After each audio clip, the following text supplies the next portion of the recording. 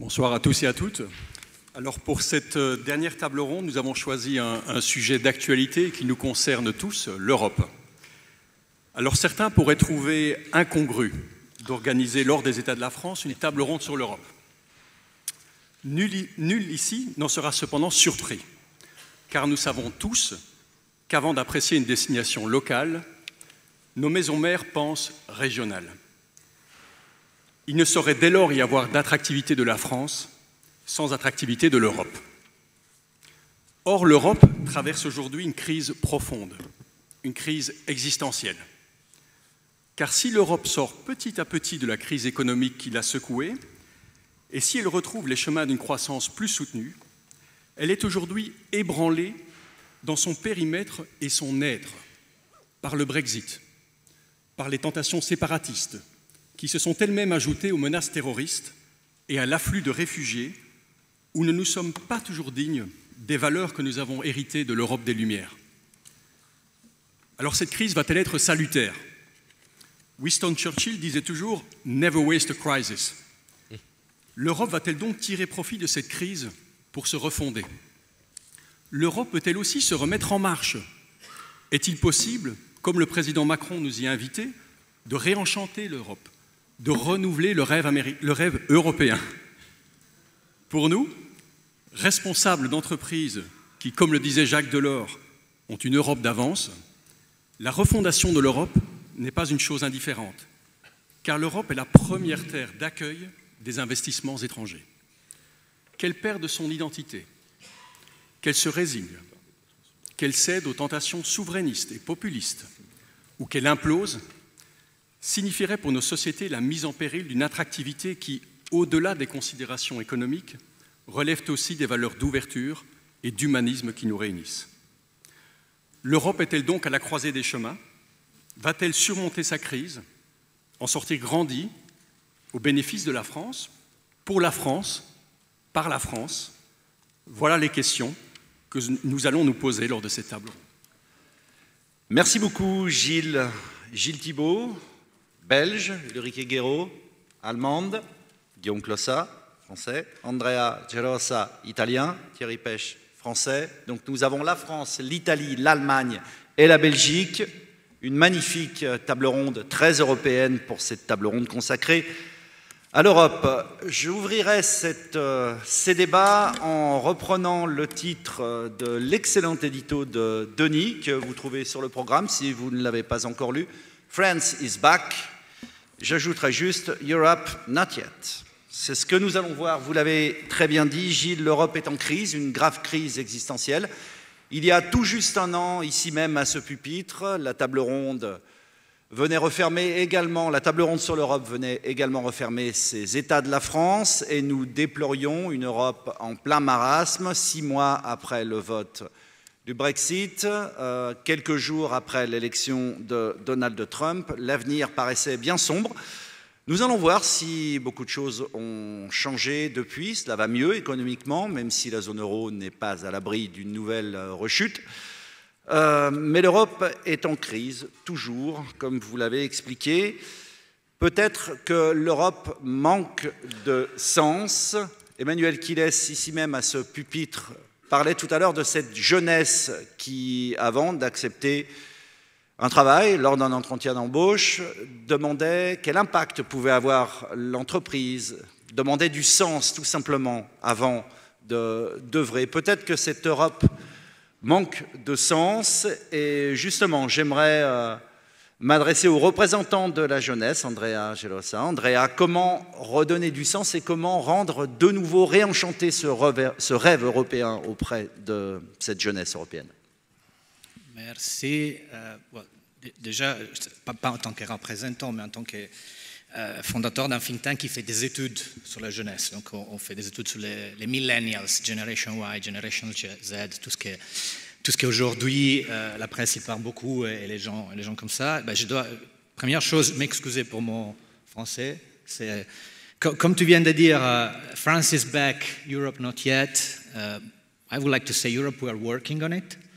En tant que moi, je suis en train de travailler sur mon français.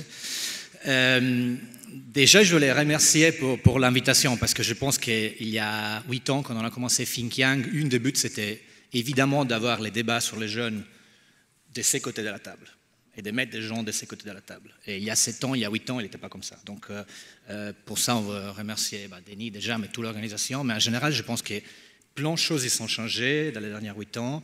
Mais en Europe, on voit clairement, et on regarde, si on regarde dans les élections, même à le Brexit, les gens, ils avaient une opinion un peu différente. Après, si on regarde bien, ils ne sont pas allés à voter. Mais celui qui sont allés à voter, ils étaient totalement en faveur de Remain. Et moi, je pense qu'après, on regarde cette année, on a eu l'élection en Autriche, Pays-Bas, Slovénie, Allemagne, France, Czech Republic, Norway, c'est pas Europe, mais en général, tous les pays, on regarde, c'était toujours la même chose. Les jeunes, ils veulent beaucoup plus d'Europe. Les gens, ils sont déjà européens. Les gens nés après 92, Maastricht, ils sont des citoyennes européennes pour naissance. Moi, je suis devenu citoyenne européenne, comme tout le monde ici. Mais après 92, c'est vraiment une génération de citoyennes européennes. Et il y a les dernières 30 ans, on a eu 3,5 millions d'étudiants qui ont fait les programmes Erasmus. Et ça a beaucoup aidé. Après, les rêves, c'est d'avoir 35 millions d'étudiants qui font l'Erasmus. Parce qu'en Europe, on a Generation Y, Z, donc moins de 30 ans, on a plus ou moins 120 millions de jeunes. Et avoir 3,5 millions, c'est un peu petit. Donc peut-être il faut investir, il faut, comme les Américains ils disent souvent, put your money where your mouth is. Si on part vraiment d'Europe, il faut mettre l'argent dans les choses qui marchent, et l'Erasmus, il marche super bien. Mais je pense qu'on regarde clairement, les jeunes, ils ont envie d'Europe. C'est une génération qui a un peu oublié comme il était l'Europe avant toute l'intégration qu'on a fait. Et donc, en tant qu'entrepreneur, moi, je cherche toujours d'avoir des idées un peu out of the box, un peu différentes. Et ce matin, je suis arrivé à Charles de Gaulle et ils m'ont demandé mon passeport. Et j'ai trouvé ça un peu bizarre. Et ils m'ont demandé 2 fois le passeport. Et heureusement, je l'avais avec moi parce qu'en tant qu'Italien, on oublie tout. Donc, heureusement, j'avais le passeport. Mais j'ai eu une idée et je pense qu'on fait beaucoup de journées sur l'environnement, journées pour la jeunesse, journées pour l'école, journées pour... Peut-être on doit faire une journée sans Europe. Une journée sans la possibilité de voyager sans passeport. Une journée sans les roaming. Une journée sans compagnie low cost.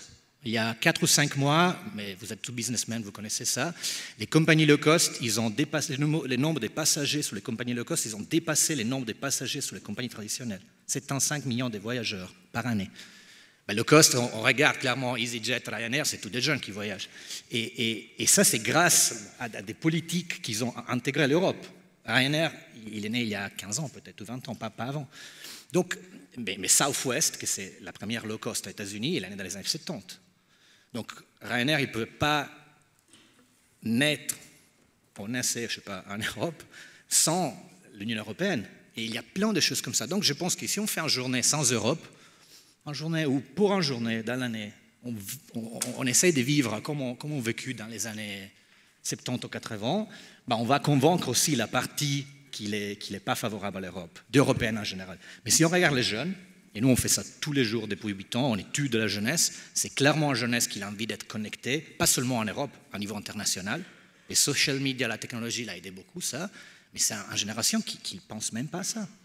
Il y a un petit parti qui fait beaucoup de bruit, qui c'est une génération pas connectée, qui est peut-être contre l'Europe. C'est une génération, mais vraiment, on part moi, je ne veux pas dire des chiffres, mais peut-être 15%. Les gens qui ne sont pas sur Internet, on est autour de 3-4%. Jeunesse en Europe pas connectée. Moyenne d'Européens pas connectés, 15-20%. Mais je dirais, en général, les jeunes Européens qui sont contre l'Europe, c'est ça, mais la plupart, ils sont internationaux, ils sont en vie, ils sont connectés, ils veulent avoir un impact en Europe, et ils sont totalement positifs et optimistes sur l'avenir si on lui donne beaucoup plus d'Europe, comme des choses pratiques, donc pas des institutions, pas encore une autre chose institutionnelle, des choses pratiques basiques comme les roaming, c'est comme l'Erasmus, c'est ça, donc... Bref, moi je vois toujours les choses positives, donc j'arriverai jamais à vous dire non, c'est négatif, ça c'est pas moi, peut-être quelqu'un d'autre. Donc plus de communication plus des choses pour faire savoir ce que l'Europe a comme impact positif dans nos vies. Plus d'argent aussi dans les choses qui marchent, comme l'Erasmus, comme les programmes pratiques, la possibilité de connecter, de s'échanger, de voir, de vivre, de toucher l'Europe. Les jeunes qui touchent l'Europe, ils sont toujours favorables à l'Europe. Toujours. On connaît des milliers comme ça. Alors, c'est un thème qui est également cher au cœur de Guillaume. Je voulais juste faire réagir Ulrike, vue d'Allemagne, sur ce qui vient d'être dit. Un avis divergent, peut-être? Je voudrais... merci de m'avoir ici. Je voulais dire autre chose, mais là, je dois réagir. Il n'y a pas les jeunes. Les jeunes, aujourd'hui, sont complètement divisés. Ils sont divisés entre centre, périphérie, entre, banlieue, pas banlieue, entre éduqués, pas éduqués. Quand vous regardez les chiffres, je suis tout à fait d'accord, je suis aussi optimiste, mais la génération Erasmus, c'est à peu près 30% de la population. Quand vous regardez aujourd'hui les jeunes, la crise sociale aujourd'hui fait la division des jeunes de demain sur l'Europe. Ça veut dire que quand vous regardez, par exemple, en Allemagne de l'Est, il y a beaucoup de jeunes, ils sont racistes, ils veulent un système autoritaire, ils ne croient plus en la démocratie. On peut mesurer ça. Je peux mesurer ça aussi en Autriche. Je peux mesurer ça, je suis désolée de le dire, aussi en France. Mais les chiffres de dire les jeunes veulent l'Europe, ça ne va pas. Ne soyez pas désolés, on a effectivement constaté cette fracture de la jeunesse lors des élections présidentielles en France, où un pan de la jeunesse s'est tourné vers les extrêmes, voilà. Des extrêmes qui étaient résolument et qui sont toujours résolument anti-européens. Pire encore, aujourd'hui, on peut bien les pêcher parce que, puisqu'ils sont les perdeurs de la modernisation, en fait, ce qui se passe, c'est que maintenant, émotionnellement, quand on leur offre un drapeau, hein, t'es français, tu peux te consoler, t'es allemand, tu peux consoler, t'es polonais, voilà le drapeau, ça marche mieux que justement d'organiser la mobilisation des jeunes Erasmus. Enfin, je voudrais faire ça comme un constat plutôt analytique, mais ça en tant que chercheuse, c'est beaucoup trop facile de dire qu'il y a les jeunes qui sont pour l'Europe. Guillaume, vous avez beaucoup œuvré pour l'élargissement des programmes Erasmus, notamment, non pas aux études supérieures, mais beaucoup plus jeunes, dans les différents cursus au collège, au lycée, par exemple.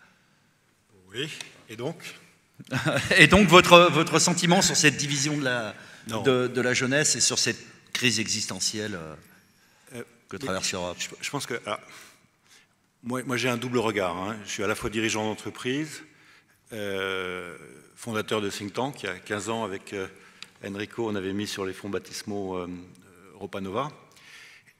Et puis j'ai eu aussi l'expérience, à la fois au Conseil européen et à la présidence française, de responsabilités qui m'ont permis de voir comment la machine marchait. Je pense qu'il y a deux choses d'abord. Le fait que nos démocraties, et donc que l'Europe traverse une crise, ce n'est pas une surprise. En 2003, avec Enrico, on avait écrit un article qui était paru dans Le Monde, en disant attention, compte tenu du potentiel de croissance en Europe, on arrive à la fin de l'effet de rattrapage, vieillissement des populations, transformation rapide du monde, on va rentrer dans 2 décennies de crise. Et donc il faut s'y préparer et il faut armer à la fois nos nations et l'Union européenne pour faire face à un nouvel équilibre mondial, un peu comme à la Renaissance. Donc ce n'est pas une surprise. Secondo, il faut parler moderato, parce que si on regarde aujourd'hui les analyses d'opinion, alors on dirait que ça ne vaut pas grand-chose, mais on voit qu'il y a une crise nationale et il y a une crise européenne, et qu'aujourd'hui la confiance en l'Europe, elle a pris entre 10 et 20 points, mais elle n'a pas beaucoup augmenté au niveau national depuis 18 mois. Donc on se demande où est la crise, et je ferai attention à... J'ai l'impression que ça va quand même beaucoup mieux en Europe, qu'on nous regarde de manière différente. Alors Macron y est un peu pour quelque chose, mais dès avant le Brexit, les quelques semaines avant le Brexit, on a vu dans les opinions publiques européennes se passer un phénomène, c'est que les gens ont compris que l'Europe était mortelle et qu'il fallait peut-être se réveiller. Alors après, il y a une affaire de responsabilité. Il y a une affaire de responsabilité, elle est collective. Elle est collective, et notamment les patrons d'entreprise. Il faut juste se rappeler que si il y a eu De Gaulle en 39-40, c'est que des grands patrons tout de suite l'ont financé, que la République, que des journaux comme l'Humanité ont été financés par des patrons radicaux ou de droite, parce qu'à l'époque, il y avait le sentiment que si le patronat ne s'engageait pas et ne mettait pas de moyens considérables pour que le système démocratique fonctionne, il ne pouvait pas fonctionner. Et moi, ce que je constate au niveau européen, c'est que quand même, les entreprises ont arrêté de financer l'Europe parce qu'ils ont considéré que c'était un échelon intermédiaire et que finalement, quand je dis l'Europe, c'est des projets des projets comme les fondations américaines le font.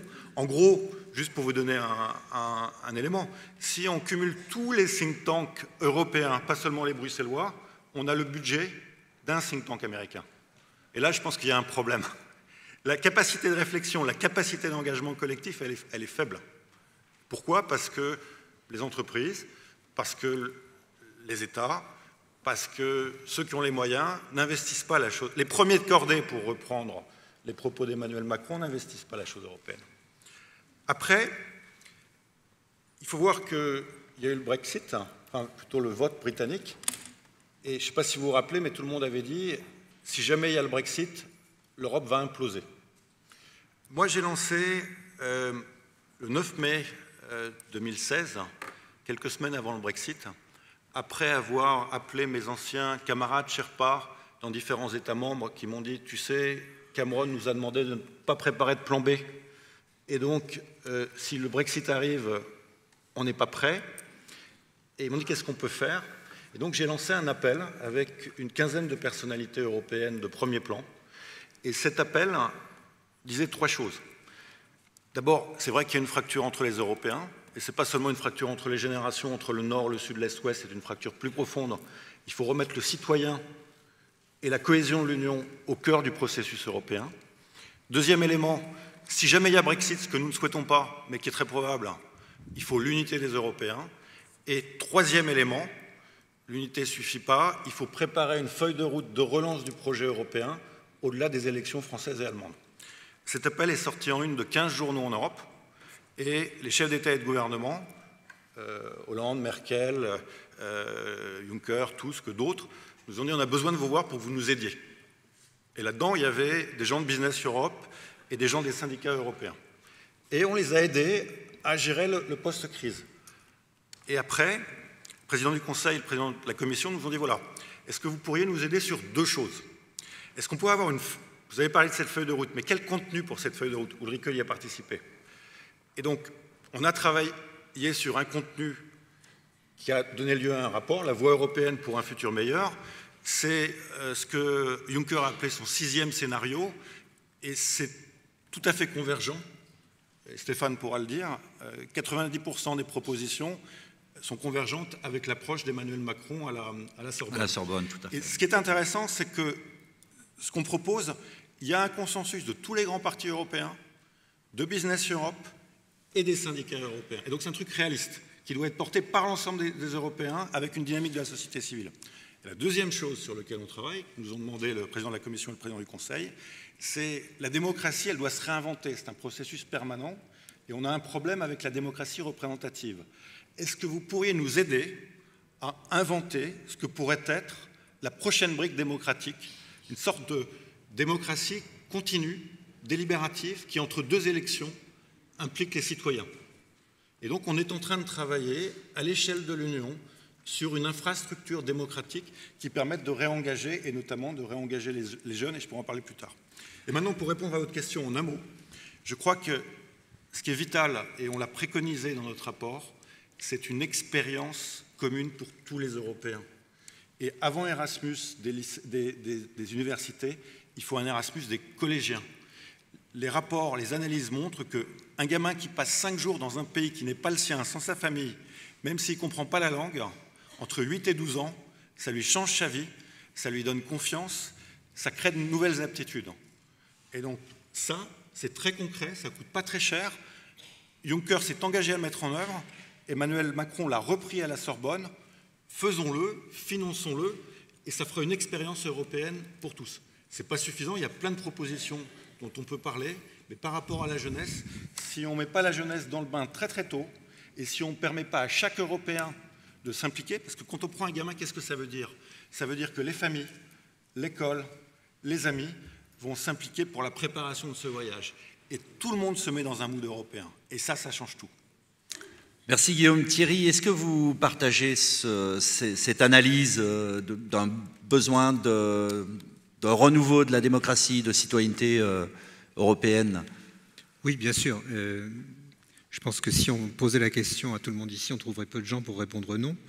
Mais oui, bien sûr. Alors, cela dit, je voudrais faire 2 remarques sur ce qu'a dit Guillaume. La première, il sait comme moi que les think tanks sont utiles et je ne peux pas être soupçonné de ne pas les aimer moi aussi. Mais j'ai souvenir qu'après 2008, lorsqu'on allait à Bruxelles participer à des débats, il y avait beaucoup de think tanks qui, au fond, disons-le clairement, ne comprenaient rien à la crise qui était en train de se produire et qui répétaient des mantras. Et donc je ne suis pas sûr qu'ils aient tous beaucoup contribué à nous rendre plus lucides sur ce qui ne marchait pas dans cette Europe-là, qui était mal dirigée. Il faut le dire, on est à peu près sorti de la crise de la zone euro, même s'il y a encore beaucoup à faire pour consolider et faire en sorte surtout que ça ne se reproduise pas.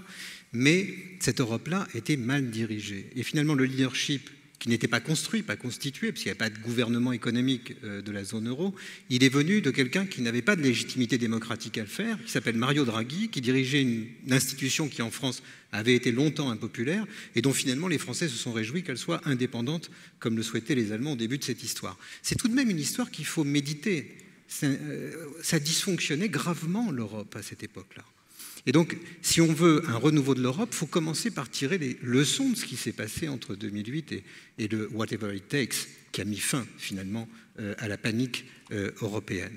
Ça, c'est sur le passé. Vous voyez, je prends les choses à un niveau plus modeste, mais je crois que c'est important.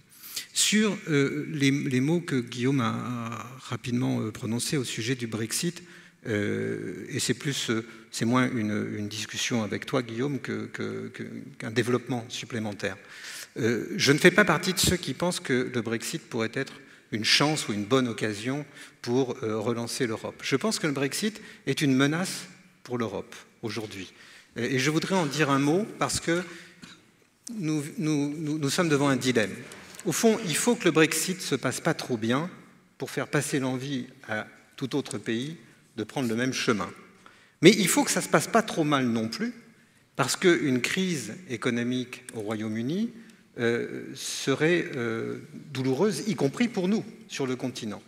Ne croyons pas un instant qu'en sortant de l'Union, les dures lois de la géographie et de l'histoire auraient été dissipées par la décision britannique. Elles sont toujours là, nos économies sont intégrées, nos filières traversent la Manche, et je pense qu'il faut maintenant trouver le chemin pour un deal entre les Britanniques et les Européens.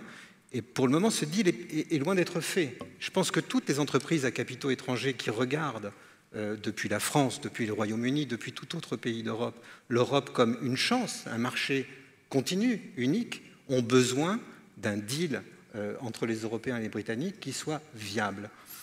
Ça veut dire quoi? Ça veut dire que lorsque les trois grands sujets dont on a fait une condition d'ici le 15 décembre, si ma mémoire est bonne, si sur ces trois grands sujets, donc les droits civils, la frontière irlandaise et la facture du divorce, si ces trois sujets sont réglés, demain, il va falloir avoir un débat sur les conditions commerciales, nos relations commerciales avec le Royaume-Uni, où il ne faudra pas se montrer trop sévère, je pense. Et peut-être alors, on pourra, ou en même temps, être beaucoup plus ambitieux sur la citoyenneté européenne. Mais je ne donne pas cher de la citoyenneté européenne si on se paye une autre crise. Alors, avant de donner la parole à Gilles, je vais laisser réagir Ulrike. Pardon, Gilles. Je voulais juste reprendre deux notions dans ce que Guillaume a dit et dans ce que Thierry a dit, parce qu'on parle de citoyenneté, citoyen européen, et on parle de démocratie. Mais force est de constater, et d'ailleurs Macron aussi, et je trouve qu'il faut signaler que c'est un changement de paradigme quand Macron, à Athènes et à la Sorbonne, parle de souveraineté européenne, unité, démocratie, ce qui dit qu'on ne parle plus de l'intégration européenne, on parle de démocratie européenne. C'est très important, parce que c'est quoi comme changement de paradigme?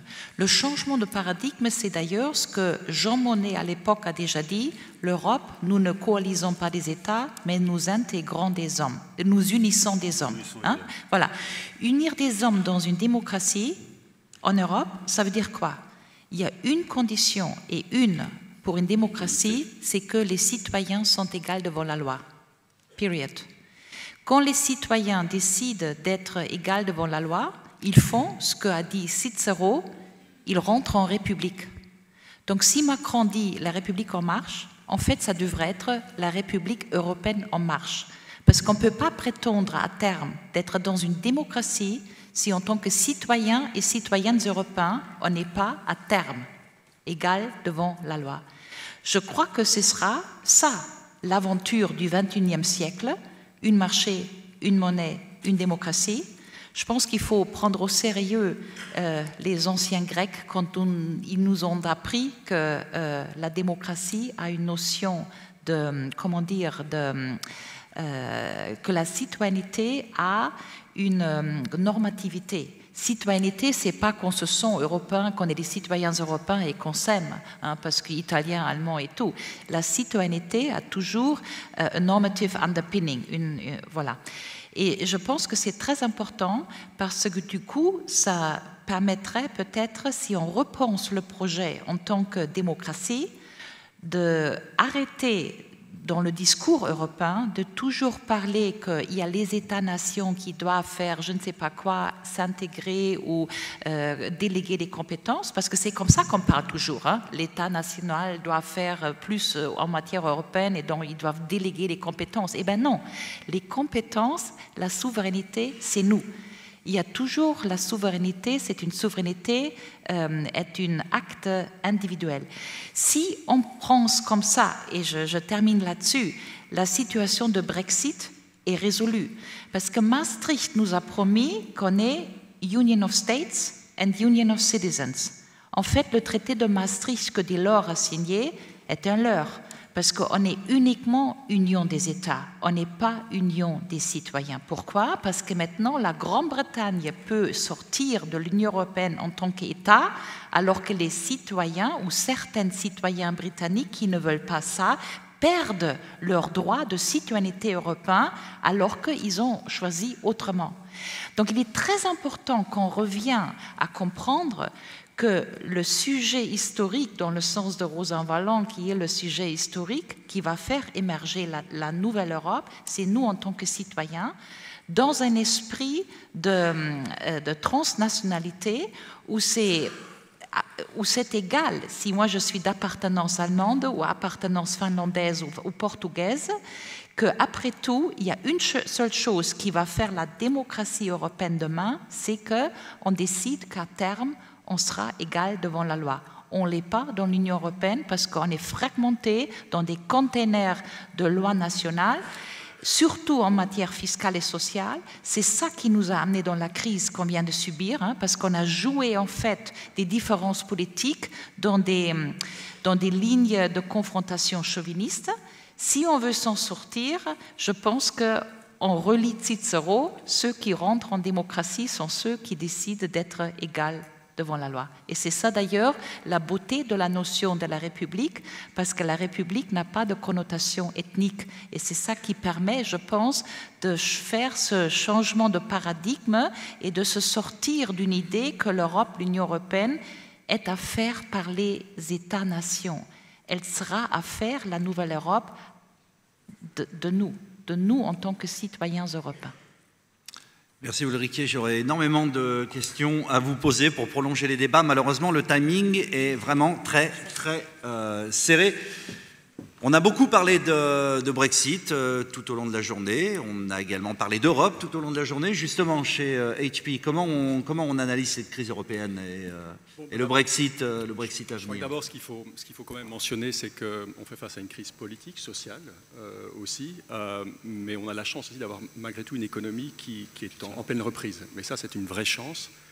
J'ose pas imaginer, si on devait gérer ces crises avec un contexte économique beaucoup plus négatif comme en 2008, ce que cela donnerait. Moi, ce qui me frappe aussi avec le Brexit et à travers la complexité du Brexit, c'est finalement cette prise de conscience du niveau d'intégration extraordinaire au niveau des partenaires de l'Union européenne quand même. C'est absolument remarquable pour moi. Ce que je dirais aussi au niveau du Brexit, c'est, je crois que c'est Thierry qui disait tout à l'heure, il faut essayer de trouver le bon deal, entre un bon deal et un mauvais deal. Moi, je crois que d'office, quel que soit le deal, ce sera un mauvais deal. Donc le Brexit ne peut pas être regardé de manière positive. Je crois que c'est d'avoir la moins mauvaise solution possible. Et quand on voit la complexité du Brexit aussi, moi, je crois qu'on a atteint quand même, je suis relativement positif parce que je crois que ce que le Brexit met en évidence, c'est que finalement, l'Europe, c'est un peu too big to fail. Un peu comme on utilisait auparavant pour le secteur financier. Je crois que Il est absolument impensable pour moi qu'on ait une désintégration économique de l'Europe, tel qu'on le voit maintenant avec le Brexit. Ce serait juste ingérable, ce serait le chaos, en tout cas selon moi. Ça, c'est pour moi un peu l'enseignement du Brexit. Aussi à remarquer que c'est quand même remarquable toute cette énergie, toutes ces ressources qui sont consacrées aujourd'hui à finalement gérer quelque chose qui ne va pas produire de valeur. On est dans le damage control, on est en train de gérer une séparation ici, et c'est une formidable distraction pour moi, de nos élites, les élites européennes, les dirigeants européens, par rapport aux vrais sujets, qui sont des sujets de création de valeur. Parce que moi, je crois, je suis pro-européen, je crois qu'il y a des réels besoins au niveau européen. On mentionnait auparavant au niveau écologique, mais certainement c'est quelque chose qui, moi, me concerne plus en tant que président du Pack Enterprise, certainement au niveau numérique. Je suis tout à fait d'accord avec Christian tout à l'heure, qui parlait de la nécessité d'avoir une politique, une stratégie numérique forte au niveau européen. C'était quand même interpellant de voir le président de Google qui mentionnait que 6000 personnes s'étaient présentées pour une formation numérique à Caen, je crois, c'était la ville. Ça me démontre bien le besoin concret aujourd'hui des citoyens européens pour un accompagnement numérique, et je crois aussi que la souveraineté de l'Europe passera par une stratégie numérique forte. Un mot pour verser un peu de, comment dire, vermouth dans l'eau. Parce que je suis européen et on est tous européens, on est dans une salle protégée à Paris, dans le 16e, c'est riche, voilà. Je voudrais simplement rappeler ce qui se passe en ce moment en Pologne, en Hongrie, les élections italiennes, ainsi de suite. Donc je suis d'accord avec tout le monde ici sur le panel, mais des panels comme ça ont tendance de ne pas voir l'autre côté. Et l'autre côté, elle est là, elle est forte aussi, et l'autre côté penche à la déconstruction de ce qu'on est en train de vivre. C'est-à-dire qu'il faut quand même être un peu réaliste. Brexit va faire un éclat sur le continent, ça va faire un tabac politique. Et je ne sais pas si le système actuel de l'Union européenne est capable d'avoir une réaction politique propre.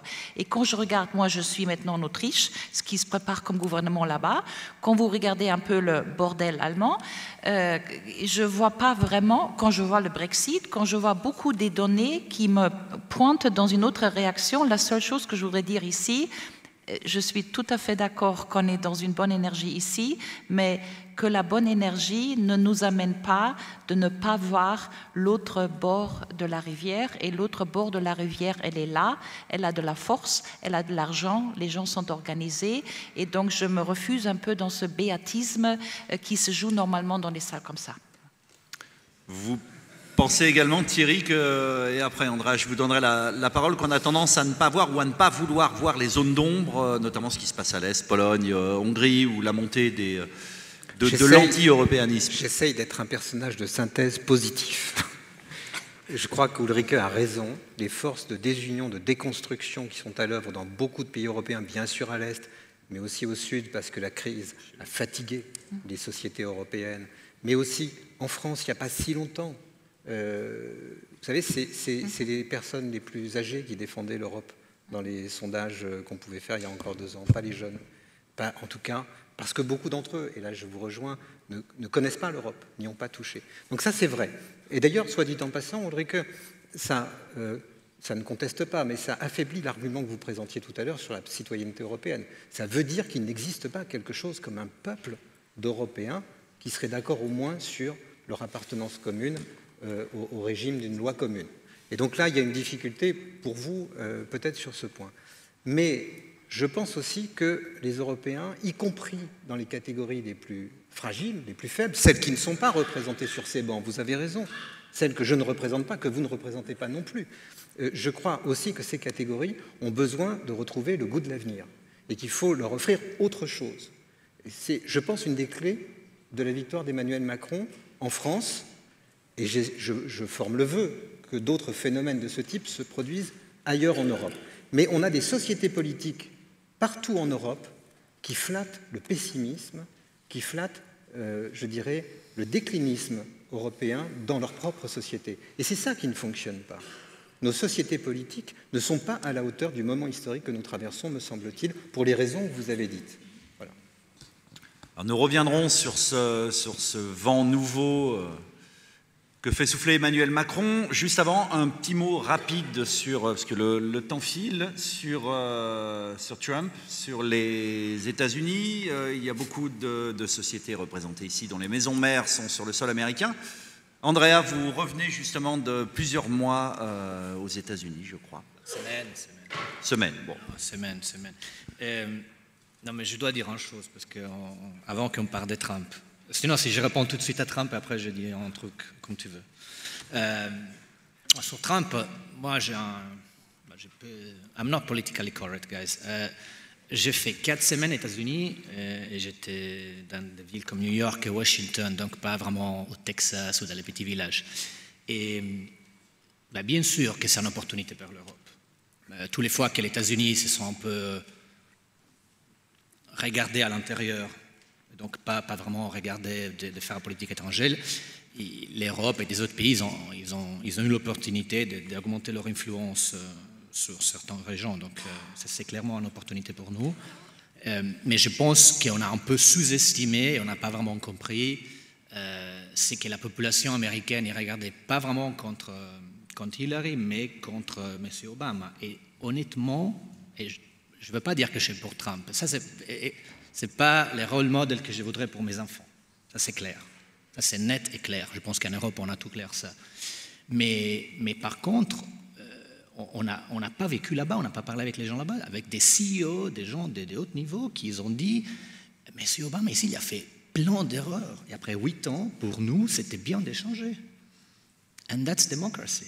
And that's it. » Je ne sais pas pour lui. Évidemment, je suis totalement favorable beaucoup plus à Obama, mais je pense qu'on doit se faire regarder à notre conscience quand on parle de démocratie. Si vraiment on parle de démocratie, on laisse les autres voter et on respecte les votes des autres. Et aussi, on se pose des questions. Est-ce qu'on a vraiment compris pourquoi le Messie a gagné? Parce qu'à la fin, il a gagné. Maintenant, si je peux dire une chose sur tout ce qui s'est passé avant, moi, je suis jeune, mais j'ai compris une chose de la vie. Si on veut construire quelque chose, on construit sur les côtés positifs, pas en regardant les côtés négatifs. Et aquí, il y a plein de businessmen qui font la même chose chaque jour. Si vous voulez construire dans votre entreprise, vous devez regarder les choses que ça marche bien dans votre entreprise. Donc, bien éviter les risques des côtés négatifs, mais il y a un sentiment positif pour l'Europe, qui c'est clair. Il y a 150 millions de jeunes en Europe, moins de 35 ans.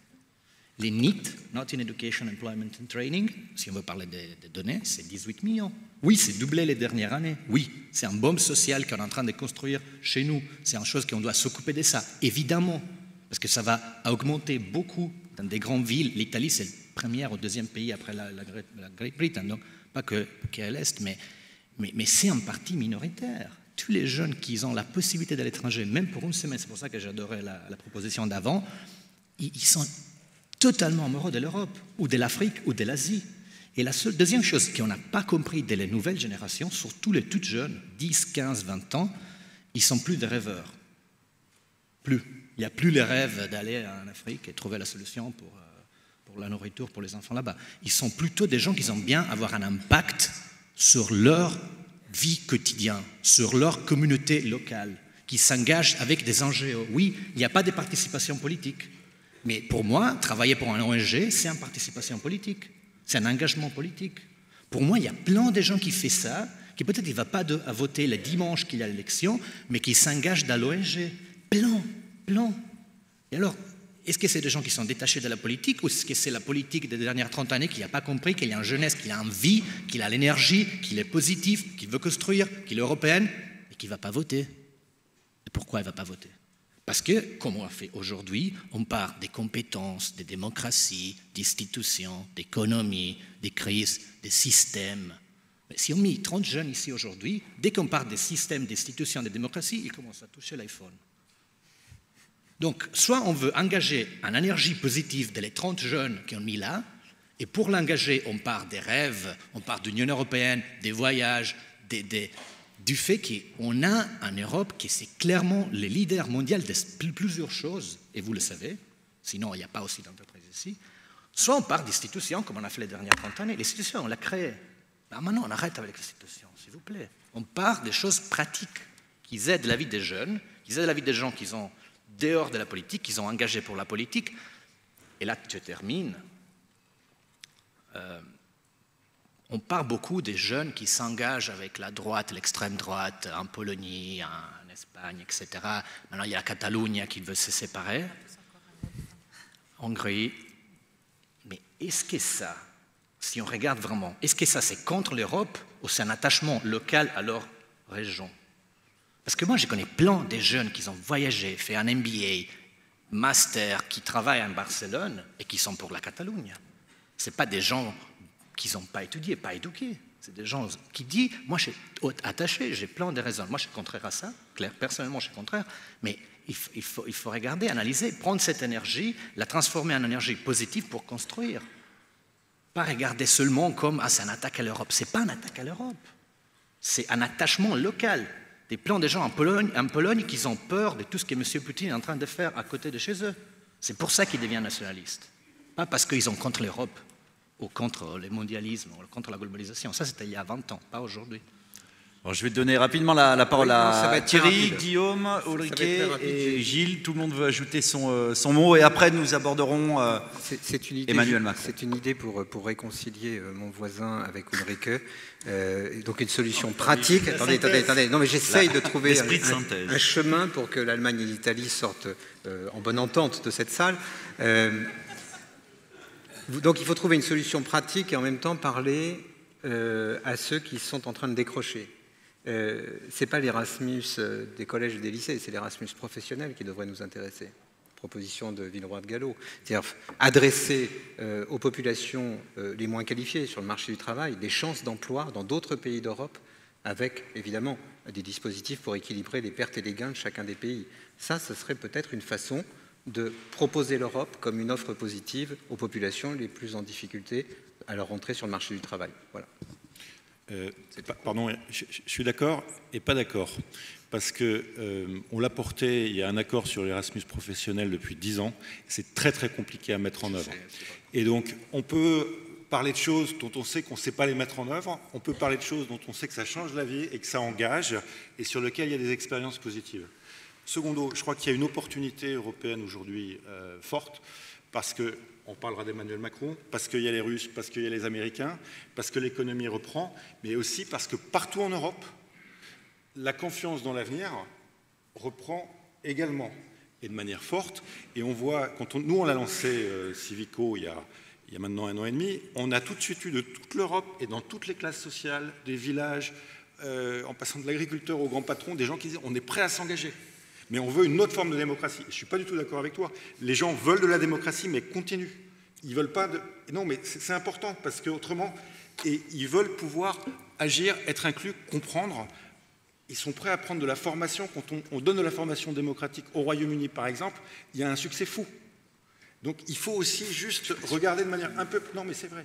Il faut regarder de manière un peu plus fine comment ça fonctionne, parce qu'autrement, on se plonge dans des généralités et on n'a pas de levier d'action. Aujourd'hui, on sait à peu près ce qu'il faut faire pour relancer le projet européen et avoir des programmes plus impactants. Mais mon Dieu, allons-y. Mais pour ça, et c'est très simple, dans les discussions que nous, on a eues avec les dirigeants européens, ils nous ont dit très bien, nous, on prend l'initiative. Mais si on ne sent pas de dynamique populaire au niveau à la fois des citoyens, des leaders d'opinion et des dirigeants, on ne sera pas en mesure de faire quoi que ce soit. Et donc, le sujet, ce n'est pas un sujet systémique, c'est un sujet de responsabilité collective. Parce qu'aujourd'hui, le leadership politique, il ne s'exprime que s'il sent une dynamique sociétale positive. Et Macron, il savait qu'en France, il y avait 30% d'Européens radicaux qui n'avaient pas de champion. Et il a su les mobiliser. Et aujourd'hui, en Europe, il y a entre 30 et 40% de citoyens qui sont des vrais citoyens européens, toutes les analyses le montrent, et ils n'ont pas de champion. Créons leur champion et créons ces dynamiques qui permettent à des sociétés de bouger. Eh bien, Guillaume, vous m'offrez la transition vers le champion, justement, en tout cas celui qui est présenté comme le champion, mais juste avant, Ulrike, vous vouliez ajouter un dernier tout petit mot, s'il vous plaît. Non? Bon, alors parlez-moi du champion. Stefan Zweig a fait une très belle phrase. Et la phrase, c'est que les gens, dans leur contemporanéité, ne peuvent pas comprendre l'époque historique dans laquelle ils sont. Et pour finir sur Trump, en tant que chercheuse et pas en tant que mon côté engagé, parce que moi aussi j'ai ma petite NGO ou ONG, mais côté analytique, you know House of Cards, democracy is so overrated. Hein? Donc, il y a en sciences sociales une grande théorie en ce moment, c'est en fait la question, mais la question, elle n'a pas de réponse dans le sens de Stefan Zweig. Comment peut-on s'échauffer sur Trump, sa politique, sa démontage de l'État de droit, démontage de l'État social, ainsi de suite, et la bourse continue comme si rien n'était. Voilà. Donc, s'il y a un point là à chercher, le point à chercher, c'est are we going into an era of post-politics, c'est-à-dire la politique, je m'en fous, c'est quoi la politique, hein? Si c'est ça, on a besoin des nouveaux pensées, de la nouvelle pensée, de conceptualiser dans quelle phase, dans quelle ère, dans le mot de Stefan Zweig, on est dedans. Hein? Je n'ai pas de réponse, mais peut-être poser la question différemment ouvre un autre champ de pensée. C'est ce que je voulais dire. Merci Ulrike. Gilles? Peut-être une réaction d'un angle un peu plus business. En tout cas, donc, je ne sais pas si vous avez lu dans la presse, c'est un peu ironique aujourd'hui, hier. Merci. Je ne sais pas si vous avez lu dans la presse aujourd'hui hier, c'était un peu ironique. Donc, l'Union européenne a convaincu l'Irlande donc, de rattraper 13 milliards de dollars de taxes à Apple, vous l'avez lu. Et au même moment, aujourd'hui, je lisais que suite à la réforme fiscale aux États-Unis, donc l'impact pour Apple serait positif de 47 milliards de dollars. Donc vous voyez, il y a vraiment un problème, pour moi, il y a un problème Trump, ou une problématique Trump. Je crois que c'est une opportunité pour l'Europe, c'est un must. On parlait cet après-midi de confiance, je crois qu'il y a un manque de confiance au niveau européen dans notre capacité aussi à négocier, à s'unir aussi pour faire face à ce qu'il faut bien appeler, en tout cas sur certains domaines, le début d'une certaine guerre économique. Et je crois que la question qui se pose aussi au travers de la question Trump, d'un point de vue économique, c'est bien sûr de l'attractivité de l'Europe. On a beaucoup parlé de l'attractivité de la France. Je crois que les résultats de l'enquête Ipsos ce matin étaient bluffants pour tout un chacun. On n'a jamais vu, en tout cas, une inversion de tendance, telle que celle-là. Et ce que ça montre, c'est qu'avec une bonne image, un changement d'image, il ne faut pas sous-estimer en fait l'aspect perception là-dedans, les bonnes réformes, on est capable de changer beaucoup, d'attirer des investisseurs et de redynamiser l'économie, ce qui pour moi est clé aussi pour le bien-être des citoyens. Attractivité, redynamiser l'économie, et j'aimerais juste citer un mot qui est ressorti dans le petit sondage digital lancé par Olivier ce matin, je crois, à propos d'Emmanuel Macron d'ailleurs, c'était espoir. Thierry, à votre avis, est-ce que Emmanuel Macron est vraiment porteur d'un espoir concret, ou est-ce que le vent ne va attiser finalement qu'un feu de paille? Est-ce qu'il a vraiment la possibilité de remettre l'Europe en marche? Je ne suis pas Madame Soleil, hein, donc je ne peux pas vous dire ce qui va se passer. Mais qu'il ait suscité l'espoir, au moins ici et dans une partie d'Europe occidentale, ça ne fait pas de doute à l'instant T. Il faut essayer de s'expliquer pourquoi. Je pense que du côté des facteurs vraiment positifs et peu susceptibles d'être discutés, le premier, c'est qu'il a été élu sans tricher sur l'Europe. Il a été élu, moi j'ai fréquenté quelques-uns de ses meetings pendant la campagne, il faisait applaudir l'Europe à tout rompre. On n'avait pas vu ça en France depuis 15 ans, facilement 15 ans. C'était un phénomène surprenant. C'était bien sûr les 30% de ceux qui étaient enthousiastes, qui attendaient un champion et qui le trouvaient là, c'est sûr, mais ils auraient pu trouver éventuellement d'autres champions. Personne ne s'est présenté au portillon, lui l'a fait, il a pris ce risque à un moment où on disait celui qui sera européen aussi clairement sera battu. C'était ça l'ambiance juste avant la campagne. On pensait que l'électorat français était imbibé en profondeur d'un pessimisme, d'un euroscepticisme qui allait éclater au grand jour. Bon. Donc ça c'est le premier point, il n'a pas triché et donc il a un mandat clair sur ce sujet. Le second point, c'est qu'il a pris l'initiative pour essayer de conquérir le leadership des idées en Europe. Ça faisait longtemps que ce leadership n'avait pas été occupé. J'ai souvenir, moi, de Tony Blair, hein, à la fin des années 90, il arrive au pouvoir et il fait son pamphlet, la troisième voie. Ce papier circule partout, il est discuté partout en Europe. Le leadership intellectuel en Europe à l'époque, c'est Tony Blair. Entre Tony Blair et nous, il n'y a pas eu grand-chose d'une certaine façon. Et arrive Emmanuel Macron, qui fait le discours de la Sorbonne, le discours de l'APNIX, et qui met sur la table quantité de propositions, peut-être trop d'ailleurs, peut-être avec une ambition démesurée, mais l'effet manifeste de ces gestes politiques, c'est d'en faire celui qui fait les propositions. La France n'avait pas été dans cette situation depuis fort longtemps. L'Allemagne a eu un peu ce rôle à un moment, et à mon avis ne l'a pas assez occupé, ne l'a pas assez investi avec suffisamment d'imagination. C'est un débat qu'on pourrait avoir. Emmanuel Macron décide de le faire, tout en incarnant la jeunesse aux yeux d'une grande partie, non seulement des Européens, mais du monde. En Afrique, récemment, ça s'est fait sentir de façon extrêmement palpable. Donc ça, ce sont des facteurs qui sont des facteurs objectifs pour susciter l'espoir. Il y a un facteur moins positif qui le met en situation de quasi-leadership, c'est le grand désordre de la situation autour de notre pays. En Europe d'abord, Brexit, on en a parlé, la situation d'attente en Allemagne, puisqu'on attend, on ne sait pas à quelle sauce seront mangés les partenaires de l'Allemagne, si c'est une coalition tricolore, quadricolore, bicolore, on ne sait pas. Et donc on ne connaît pas le projet allemand aujourd'hui sur les grandes questions européennes, et c'est néanmoins avec satisfaction qu'on lit des leaders du SPD dire on entrerait bien dans cette coalition si vous acceptiez de faire des propositions d'Emmanuel Macron, la plateforme européenne pour l'Allemagne dans les années qui viennent. Donc en Italie, je crois, sous le contrôle d'Enrico Letta, je pense qu'il y a une incertitude sur le pouvoir et l'orientation de l'Italie. L'Espagne est aux prises avec la question catalane, etc., etc. Donc si on sort d'Europe, la situation américaine qui a été un peu commentée pose aussi question. Et donc Emmanuel Macron arrive dans un contexte où il y a peu de paroles politiques claires. Et donc la sienne ressort encore plus fortement sur cette scène désordonnée. Maintenant, une fois qu'on a dit tout ça, il ne faut pas... Vous savez, la vie politique n'est pas magique. Il y a des effets de psychologie plus ou moins rationnels, quelquefois irrationnels, et dans leur irrationalité, ils peuvent être très sympathiques, c'est un peu ce qu'on vit aujourd'hui, je crois qu'il y a un excès de confiance d'une certaine façon, mais la France n'a pas changé tout à coup en 15 jours. La France reste avec des problèmes budgétaires, des problèmes de déficit, des problèmes de marché du travail qui sont considérables, et donc les autres Européens ne lui feront confiance que si on va au bout du deal, au bout du contrat.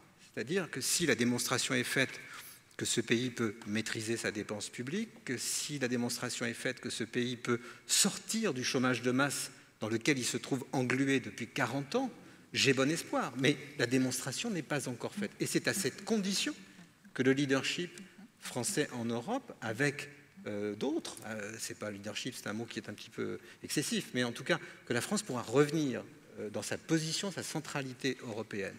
Alors j'espère que ça marchera, mais c'est tout de même une condition. Il faut que ça marche. Il faut que ça marche parce que les enjeux auxquels sont confrontés les Européens dans les années qui viennent ne sont plus ceux de la zone euro, et j'espère qu'on saura, en réformant l'eurozone, sur ce qui reste à faire, écarter le risque d'une nouvelle tempête comme on a connu en 2011. Mais il y a quantité d'autres sujets sur lesquels il va falloir que l'Europe montre qu'elle existe, qu'elle décide, qu'elle agit. La question énergétique, la question des migrations. On ne tiendra pas dans Dublin. On ne tiendra pas dans la Convention de Dublin. La question géopolitique, les Allemands ont donné le signe qu'ils voulaient prendre leurs responsabilités historiques à nouveau, ils investissent dans leur outil de défense, c'est une bonne nouvelle, il y a encore beaucoup de chemin à faire. Et donc, on n'a pas le droit d'échouer. Voilà ma conclusion. Merci Thierry. Malheureusement, le temps file terriblement vite. Ulrike, juste un mot, s'il vous plaît, sur le couple franco-allemand, mais vu de Berlin. Rapidement, vraiment. Malheureusement, nous n'aurons pas le temps d'aborder la transition énergétique, l'environnement, etc. Et c'est bien dommage, mais nous avons un timing à tenir. Bon, il y a Alfred Grosser qui a toujours dit qu'il n'y a que les Juifs qui ont le droit de critiquer Israël. Donc, en tant qu'Allemande, je peux critiquer l'Allemagne. Si Thierry a dit que l'Allemagne n'avait pas de vrai projet, je suis d'accord, mais l'Allemagne a exercé une dominance sur la zone euro qui, je pense, est claire pour tout le monde. Il faut que ça cesse. Maintenant, Macron fait une offre. Je pense que cette offre est bien reçue d'une partie de l'establishment politique. Mais détrompez-vous, détrompez-vous. Je ne dis pas ça pour vous avez compris, hein, moi je suis européenne de la première heure, mais quand vous regardez les forces en Allemagne, le AfD, ce que fait Lindner qui pêche un peu dans les eaux de la AfD et tout, le jeu allemand n'est pas joué. Pourtant que je souhaiterais la grande coalition a aussi des problèmes parce qu'elle renforce les marges, elle a, comment dire, un problème d'opposition en Allemagne parce qu'on est quand même, on n'est pas en régime présidentiel chez nous, hein, donc on est en régime coalition, donc si les grands partis font coalition, c'est un problème structurel. Et on fera la grande coalition, la GroKo pour la 3e fois, et je pense que ça poussera le AfD. Donc pour autant que je pense que le GroKo est dans la minute même peut-être la meilleure solution, c'est pas le rêve, il faut avoir ça en tête. Il faut aussi avoir en tête que si jamais il y a un handshake entre l'Allemagne et la France, Macron, le handshake viendra du bout du lèvre un peu. Hein. L'Allemagne, sur tout ce qui est justement gouvernance de l'euro, payer le budget et tout, l'Allemagne est crispée et crispée et crispée. Et donc j'ai entendu ce matin France Info et tout, voilà. Là aussi, je veux voir ce que vous voyez voir. Je suis un peu plus sceptique sur les réactions du milieu allemand. Tout ça pour dire que quand vous allez hors le franco-allemand, regardez les Néerlandais ou les Grecs ou les Portugais, ils ne sont pas dedans. Il faudrait que Macron ouvre son discours, avoir cette tunnel de axe franco-allemand. Je suis partante et je ne suis pas partante parce qu'il y a les autres Européens qui sont aussi là et qui veulent entendre qu'on s'adresse aussi à eux. Et ça nous revient en fait à la notion de la citoyenneté européenne. Ce qui se joue demain, c'est la parlementarisation de l'Europe, la démocratisation. Et en fait, la notion de sa nationalité n'a plus à voir qu'on est en train de dessiner la démocratisation, la division des pouvoirs et la parlementarisation de l'Europe. Et je pense qu'il faudrait plus mettre l'accent là-dessus et sortir les propos de Macron à une offre à la seule Allemagne. Guillaume, 20 secondes. Je ne peux pas vous offrir plus, je suis désolé. Non, mais je pense que le discours de la Sorbonne est important parce que Macron inverse les priorités européennes. Il met la démocratie, l'éducation, la culture, le social d'abord. Et ça élargit son spectre et sa capacité de fédération. Il y a une attente très forte. Macron n'est pas seul, mais il faut qu'il arrive à fédérer au-delà des États et au-delà du couple franco-allemand le monde politique européen, où il a énormément de gens qui sont favorables, et les propositions qu'il a faites ne sont pas des propositions françaises, sont des propositions européennes. Donc il a su trouver les propositions européennes sur lesquelles il y avait un consensus. Le risque de Macron, c'est de pousser ces propositions comme des propositions françaises, alors qu'elles sont le résultat d'un travail, d'une dynamique sociétale beaucoup plus large. Et deuxièmement, je suis d'accord avec toi, Ulrike, il faut que le moteur franco-allemand soit beaucoup plus inclusif. Parce que les Portugais, parce que les Italiens, parce que même les Néerlandais, certains, les Estoniens, les Bulgares, sont prêts à jouer le jeu, mais ils ne voient pas la main tendue. Et s'il n'y a pas cette main tendue et cette dynamique ouverte, eh bien, il n'arrivera pas à fédérer. Je pense qu'il a une énorme opportunité, c'est très compliqué, mais ce jeune homme, notre président de la République, a énormément de chance, et donc on ne peut que lui souhaiter ça, mais la méthode va compter. Eh bien, ce que je vous propose, si Denis est d'accord, c'est de nous retrouver tous ici l'année prochaine pour les États de la France 2018 et nous ferons le bilan justement de cette ouverture et de cette influence d'Emmanuel Macron sur l'Europe. Il est temps maintenant d'accueillir notre grand témoin, Enrico Letta, dont le dernier ouvrage qui vient de sortir au mois de septembre s'appelle « Contre vents et marées » et ça c'est le titre en italien. Le titre français, je crois que c'est « Faire l'Europe dans un monde de brutes », il me semble. Et je laisse le soin à Gilles Thibault de présenter notre témoin Enrico Letta. Et c'est un honneur. Monsieur le Président, les États de la France vont vivre un moment inédit. C'est en effet la première fois qu'un ancien chef de gouvernement étranger y prend la parole. Mais êtes-vous vraiment un étranger pour notre pays? Vous y avez étudié dans votre jeunesse, à Strasbourg, et vous enseignez aujourd'hui à Sciences Po, à la Paris School of International Affairs, dont vous êtes le jeune doyen. Mais s'il est un lieu où vous ne sauriez être étranger, c'est bien sur une table ronde consacrée à l'Europe. Vous êtes un Européen convaincu, président d'ailleurs aux destinées de l'Institut Jacques Delors. Vous venez de publier un ouvrage qui fait grand bruit, « Faire l'Europe dans un monde de brutes ». Vous y tirez la sonnette d'alarme, persuadé que l'Europe joue son avenir dans les mois qui viennent.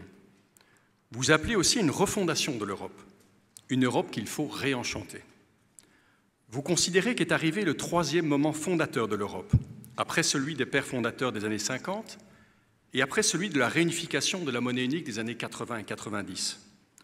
Vous en dessinez les contours, qui, selon vous, appellent un sursaut démocratique, en nous invitant aussi, pour sauver l'Europe, à nous appuyer sur l'attractivité de nos valeurs.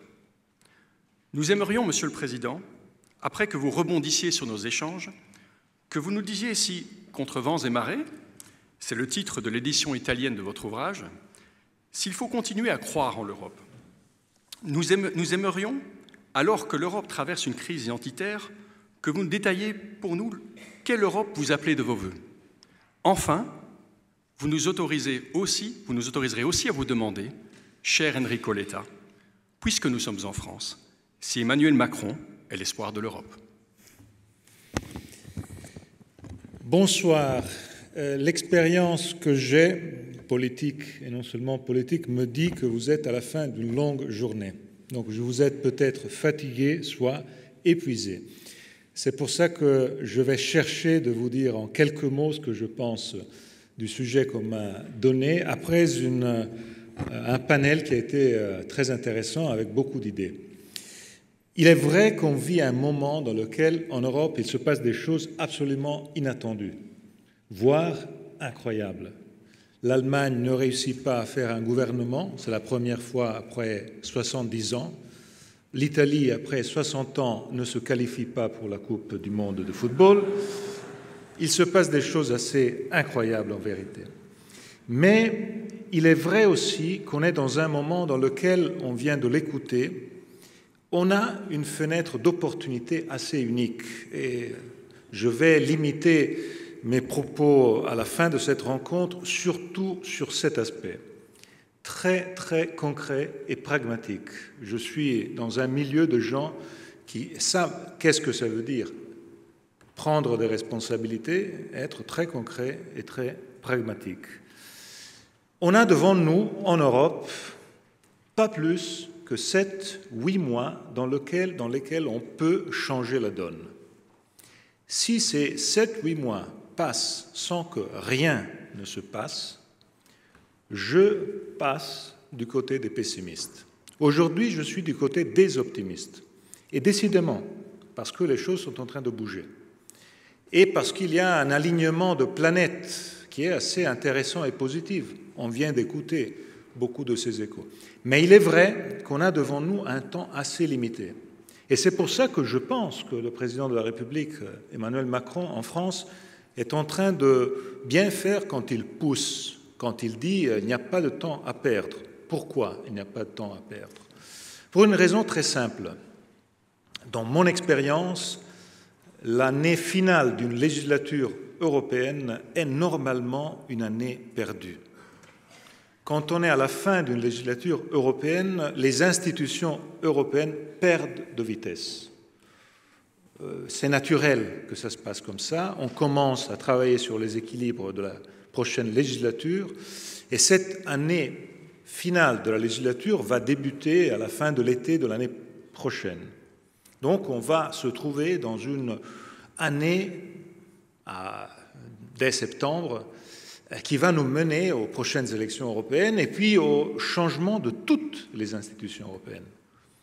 Et comme Thierry Pech l'a bien dit, jusqu'au moment final, novembre 2019, où peut-être la plus importante aujourd'hui des institutions européennes va changer de leader. Et ce ne sera plus Mario Draghi, il faudra un successeur de Mario Draghi. Et c'est le point final d'un grand changement de toute la première ligne des institutions européennes. Donc on va vivre une phase très compliquée. Tous les leaders européens sont à échéance. Juncker a déjà dit qu'il ne sera plus président de la Commission. Donc on va vers un changement complet du logiciel de la politique européenne. J'ajoute une autre chose, très importante de mon point de vue. L'actuel Parlement européen est issu non pas du temps de crise politique qu'on est en train de vivre, mais l'actuel Parlement européen est issu du temps précédent. Quand il a été élu en 2014, en vérité, il représente encore aujourd'hui un équilibre politique basé sur un bipolarisme qui désormais n'existe plus dans aucun pays européen. Un bipolarisme classique qui était basé autour des deux grands partis, centre-droite, centre-gauche. C'est le Parlement européen d'aujourd'hui. On sait très bien tous que l'équilibre politique du Parlement européen de 2019 va être un équilibre dont on sait une seule chose, ce ne sera plus le même d'aujourd'hui. Il va changer radicalement. Donc, on va entrer dans une période de grands changements au niveau européen. On a donc une période avant ce grand changement pour que des choses importantes se passent au niveau européen.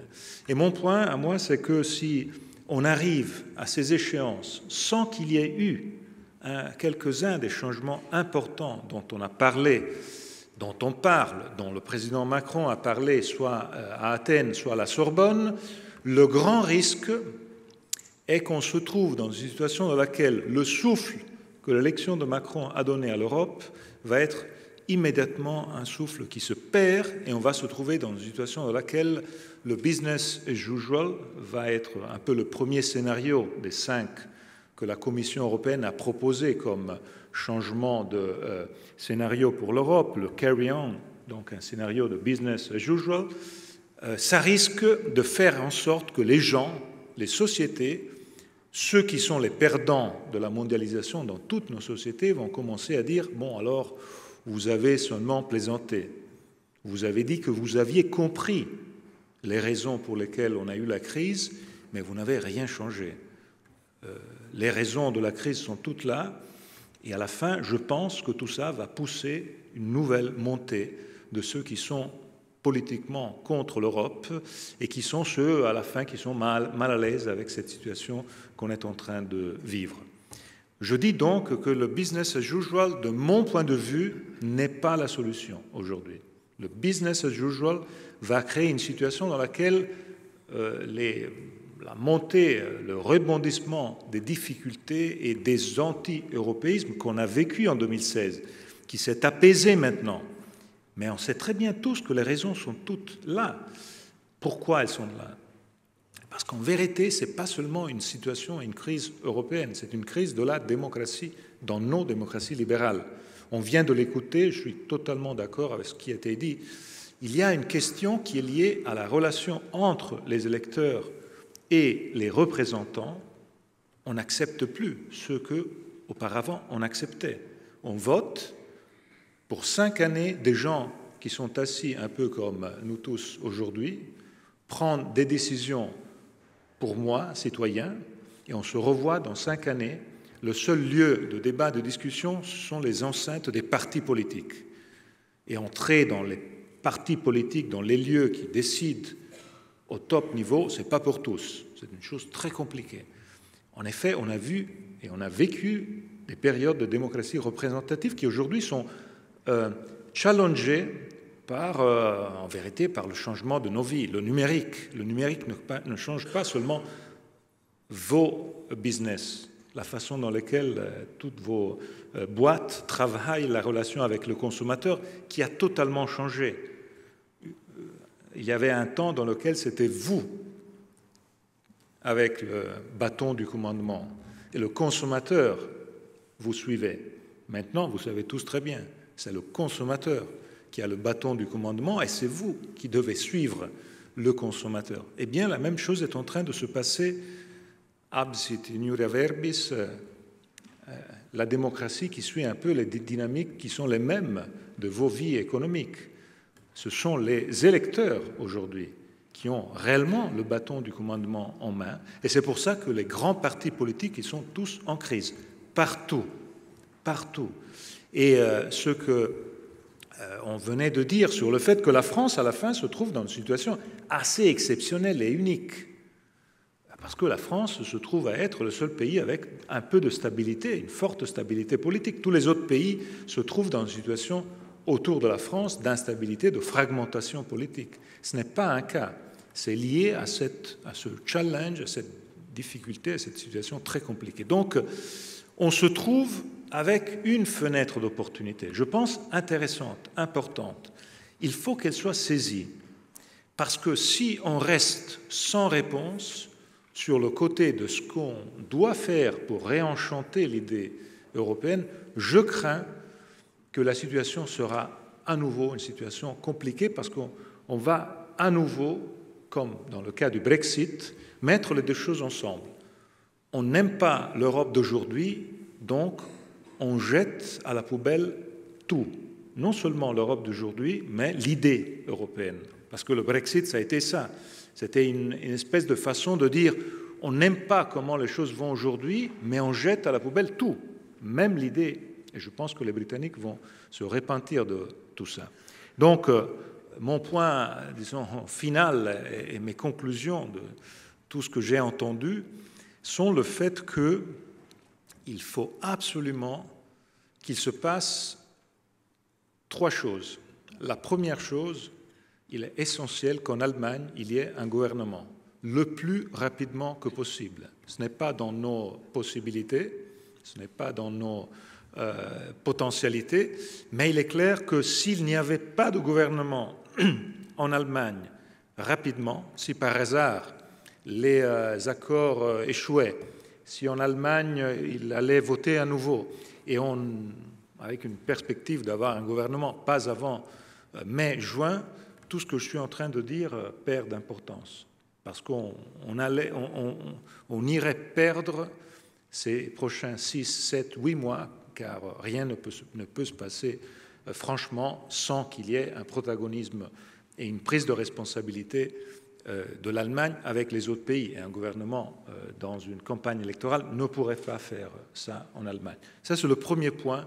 Et naturellement, la grande difficulté qu'on a est qu'on n'est pas en condition de savoir ce qui va se passer. La deuxième grande question est la question liée au fait que si en Allemagne il va y avoir un gouvernement, il faut que ce couple franco-allemand travaille avec ce souffle inclusif dont Guillaume Clossat parlait auparavant, donc une possibilité de faire en sorte que le franco-allemand devienne une prise de responsabilité commune fondamentale et importante pour une raison. Dans mon pays, je suis souvent critiqué parce que je mets en avant le couple franco-allemand comme très important. Et on me dit, il ne faut pas dire ça. En vérité, je pense que le couple franco-allemand a un rôle essentiel pour une raison très simple. Et je reprends ce que Ulrike venait de dire. Il faut que l'Allemagne bouge. Il faut que l'Allemagne bouge. Parce que si l'Allemagne reste fixée, axée sur un statu quo, surtout sur les grandes réformes européennes, on va vivre, je pense, au niveau européen, à nouveau des grands moments de crise. On ne va pas donner des solutions aux citoyens. Et pour que l'Allemagne bouge, il faut que la France fasse bouger l'Allemagne. De mon expérience, je vois seulement un pays qui peut convaincre avec le bon exemple, premièrement, les réformes, les coupes du budget, les réformes du travail que Macron est en train de mener en France, que l'Allemagne puisse bouger et que le couple franco-allemand puisse bouger ensemble avec un rééquilibrage qui aujourd'hui est donné par les faits, par le Brexit, la France qui devient plus importante à cause du Brexit, c'est le seul pays dans le Conseil de sécurité des Nations Unies dans l'Union européenne, et donc un rééquilibrage d'une situation dans laquelle l'Allemagne était le seul grand pays européen pendant les dernières 10 années. Et à la fin, ça n'a pas bien fait à l'Europe. C'est pour ça qu'aujourd'hui, cette possibilité de rééquilibrage est si importante que ça, mais naturellement, le rôle de la France, là, est clé. Deuxième point. Le troisième point, il faut qu'il y ait une capacité vraiment de changement du logiciel. Et là, je suis vraiment convaincu que la question clé, c'est-à-dire de mettre en avant les questions de la démocratie, les questions de la culture, de l'éducation, ce n'est pas un escamotage parce qu'on n'est pas en condition de faire le reste. C'est exactement le contraire. La condition pour faire le reste, c'est qu'on entre dans un environnement, dans une conviction dans laquelle l'idée de dire quelles sont les raisons pour lesquelles on fait l'Europe aujourd'hui. Les raisons, ce n'est pas des raisons techno. On fait l'Europe parce qu'il faut compléter la zone euro, parce qu'il faut compléter le marché unique. Ce n'est pas ça. Et je pense que ce milieu aujourd'hui est le mieux placé pour comprendre et même pour raconter les raisons. En fait, vous représentez le monde. Vous représentez le monde et des grandes boîtes au niveau global. Donc, mieux que chacun d'entre nous, vous pouvez être en condition de raconter qu'est-ce que le monde aujourd'hui. Et le fait que l'Europe n'est plus le centre du monde. Et l'Europe, quand on l'a commencé, était le centre du monde. Et toute la construction européenne a été construite avec l'idée que l'Europe était le centre du monde. Prenez la question de la concurrence au niveau européen. On a fait 60 ans de politique de concurrence au niveau européen avec l'idée qu'il fallait fragmenter. Il fallait être contre tout mergers et acquisitions, parce que l'Europe était le centre du monde. Donc il fallait fragmenter, il fallait éviter la construction de géants. Il fallait fragmenter, il fallait aider le consommateur. C'était bien, mais on sait toujours très bien aujourd'hui qu'à force de fragmenter, on a des champions européens qui sont trop petits à l'échelle mondiale. Et il faut aujourd'hui probablement faire le contraire, en sauvegardant naturellement les SMEs, mais il faut pousser pour des champions européens à travers des mergers avec des pieds dans plusieurs pays, pas seulement des champions nationaux qui deviennent champions européens. Il faut un grand changement là de règles, de logiciels, mais ce petit aspect, et je termine tout de suite, que je voulais citer, est lié à un exemple de qu'est-ce que ça veut dire, le changement, et le fait que l'Europe dans le monde aujourd'hui, et la relation entre l'Europe et le monde est la raison pour laquelle il faut faire l'Europe. Je le raconte toujours comme ça, parce que chacun d'entre nous parle de sa génération, de sa vie, et je raconte toujours qu'est-ce que ça veut dire pour ma génération, notre génération. On est beaucoup de ceux qui sont des années 60, et quand on est venu sur cette terre, le monde était fait de 3 milliards de gens. 3 milliards de gens. Et quand on va sortir de cette terre, quand on va laisser cette terre, le plus tard que possible naturellement, mais le monde sera peuplé de 10 milliards de gens, de 3 à 10 milliards, de 3 à 10 milliards. Et nous, les Européens, on était 500 millions, donc 1 sur 6, quand le monde était fait de 3 milliards, et on va être 500 millions, 1 sur 20, quand le monde sera fait de 10 milliards. Le grand changement est là. On peut le dire d'une autre manière. De 3 à 10, dans la vie d'une personne, d'une génération, vous avez ajouté 7 milliards de gens. Eh bien, vous savez mieux que moi que parmi ces 7 milliards de gens qui se sont ajoutés, il n'y en a aucun qui est européen. Ils sont tous asiatiques, africains et américains. Ça, c'est le monde dans lequel nos enfants vont vivre. Le monde qu'on a connu quand l'Europe a commencé était le monde dans lequel le G7 a été créé comme conséquence du Conseil européen. Nous savons tous, le G7, le fameux G7, a été créé par Schmitt. Et Giscard, quand Giscard devient président de la République, il réunit à Rambouillet, le Royaume-Uni venait d'entrer dans l'Union, dans la communauté européenne, et il dit qu'il faut se rencontrer entre les chefs. Les 9 chefs, parce que le Conseil européen n'existait pas, il y avait les conseils des ministres. Et il dit qu'il faut se rencontrer, donc les 9 pays, il faut se rencontrer à 9. Et ça a marché. Lui et Schmitt, ils avaient provoqué ça. Et puis il a dit, bon, il faut le faire au niveau global, puisque ça a marché au niveau européen. Alors il dit, on ajoute les 3 autres importants dans le monde, donc le Japon, les États-Unis et le Canada. Et c'est le G7 qui commence comme ça, comme une extension du Conseil européen, on pourrait dire. On sait tous très bien que dans 10 ans, le G7, si on le faisait avec les mêmes méthodes que Giscard et Schmitt, n'aurait aucun pays européen parmi les premières 7 économies du monde. même l'Allemagne serait probablement le 8e. On serait dépassés tous par la Corée du Sud, par le Brésil, par le Mexique, etc. On sait tous très bien ce qui est en train de se passer. Et on sait tous très bien que, ou bien nous sommes ensemble, les Européens, et alors nous serons au centre et influents. Chacun d'entre nous, tout seul, sera marginal, même l'Allemagne. Parce que la relation avec les géants qu'on connaît très bien, qui sont en train de changer complètement la donne, est une relation qui nous oblige à être ensemble. Et là, c'est une question de valeur. Parce que, par exemple, je pense, je le vois quand on parle avec les étudiants, quand on parle avec les familles, quand on parle avec les grands-mères et les grands-pères. Et on explique que dans ce monde connecté dans lequel on est tous liés, tous ensemble, nos enfants, quel climat vont-ils vivre? Quel environnement vont-ils vivre? L'environnement et le climat réglés par les règles que Trump et les Chinois vont mettre entre eux, parce qu'ils seront le G2 du monde, ou ce seront les Européens encore influents et forts dans le monde de demain, parce qu'ils seront ensemble, capables donc d'influencer ces règles. C'est pour ça que ce logiciel, pour moi, est très important. Et ce logiciel a besoin de leadership.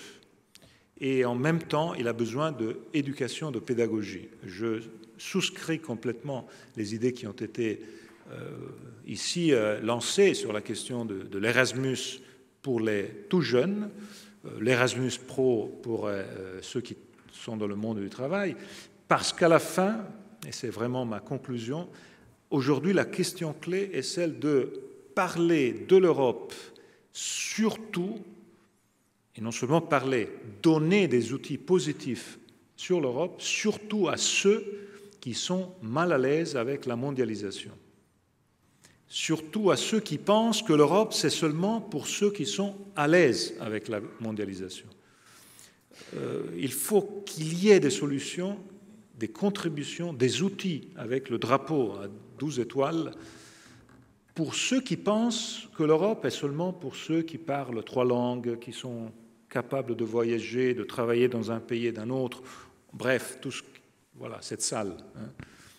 Il faut donner l'idée réelle que l'Europe a des outils, des instruments positifs pour tous, pour toutes nos sociétés, non seulement pour une partie de nos sociétés. C'est un défi majeur qui passe par l'éducation, qui passe aussi par ces valeurs sur lesquelles il faut du leadership.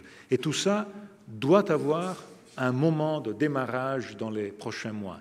Si on perd cette opportunité, je crains qu'attendre d'aujourd'hui à plus que 2 ans, de se retrouver en 2019 encore sans rien de concret et de réel, va nous mener dans une situation de grave encore crise. C'est pour ça que je suis optimiste et je suis ravi d'aujourd'hui travailler et vivre ici et d'écouter ce que j'ai écouté dans les discours de la Sorbonne et de Athènes, parce que c'est un souffle objectivement nouveau. Et donc c'est pour ça que j'espère que ces mots, ces paroles, soient des mots et des paroles qui deviennent réalité dans beaucoup de points importants. Et je suis sûr que si ça se passe comme ça, je suis sûr que les pays clés fondateurs de l'Europe, le mien premièrement, seront des pays qui vont retrouver les raisons réelles pour lesquelles il faut faire l'Europe et vont laisser d'à côté les problématiques et toute la fatigue qu'on a fait pendant cette grave, très grave crise qu'on a vécue pendant les dernières années. Crise dans laquelle il y a eu beaucoup de fautes de politiques qui ont été mal menées et qui n'ont pas été les bonnes politiques, mais en sachant qu'aujourd'hui, la possibilité de relance passe à travers cette grande opportunité. Et c'est pour ça que je le dis avec force, beaucoup de choses passent par la France aujourd'hui. Ce n'est pas une première absolue. Il y a eu d'autres mouvements dans l'histoire européenne dans lesquels les choses sont passées par la France. En 1954, ça a mal tourné. Dans d'autres moments, ça a bien tourné. Je suis sûr que cette fois-ci, ça va absolument bien tourner. Merci beaucoup.